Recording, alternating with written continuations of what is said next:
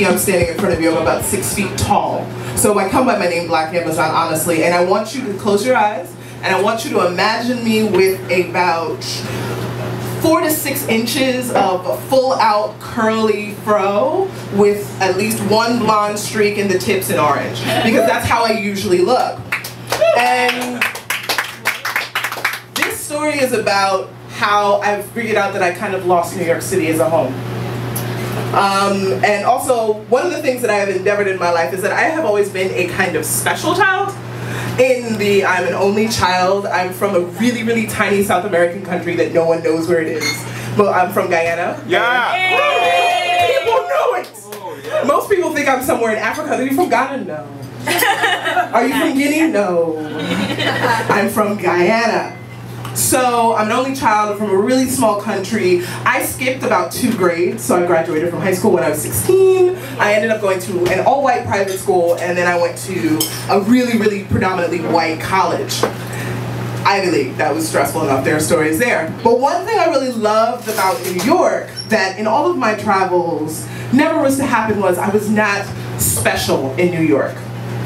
If you go to New York, if you go through Harlem, if you go through Crown Heights, if you go through basically any enclave where West Indians have set up camp, there's nothing really special about me. I think I'm fantastic and I'm fabulous, and it's really hard in a culture where everyone is special and you get accolades for trying to understand the mindset of being special.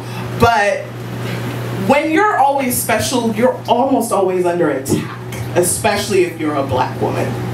And when you're a 6-foot Black woman with a really large fro, you're under a specific kind of attack. So people are always asking, can I touch your hair? Oh my God, you speak so well, you're so articulate for a Black girl. Oh, the other thing is I speak about 3 languages in total. So you always get the, where did you learn this language? Now, I speak Spanish and French, and you learn Spanish because I grew up sometime in the Bronx, and if you stand on Grand Concourse for long enough, you will speak Spanish, and you'll speak 3 dialects of Spanish if you're even paying any attention. If you leave the Grand Concourse and you don't speak at least Puerto Rican Spanish, Dominican Spanish, and now Honduran Spanish, you haven't been trying hard enough. So, there was always something about coming back from school, or coming back from my high school, or coming back from college that was really amazing with being in New York, is that you would go some places and you were always special, you were always singled out. You were always, wow, you were that really smart Black girl, or wow, you were the only girl who was really talking about James Baldwin in our English class. And you go to Crown Heights, you go to Far Rock, and no one knows you as anything but, oh, you look like her, who looks like her, who looks like her. And I realized I was starting to lose the city when I first came back from college to go to Williamsburg in 2007. That was the first time, so if you've lived in New York, you know that Williamsburg is kind of used to be full of Hasidim and Latinos, and also a really strong Black population. And the first time I went to Williamsburg, I heard the infamous click.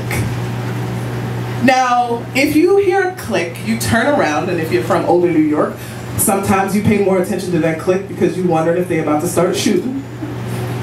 But when I turned around, someone had taken a picture of me. And I was like, for why? Now, yes, I'm fantastic, I'm beautiful, but it never occurred to me that I would be interesting in that way. And someone was like, well, wow, this is really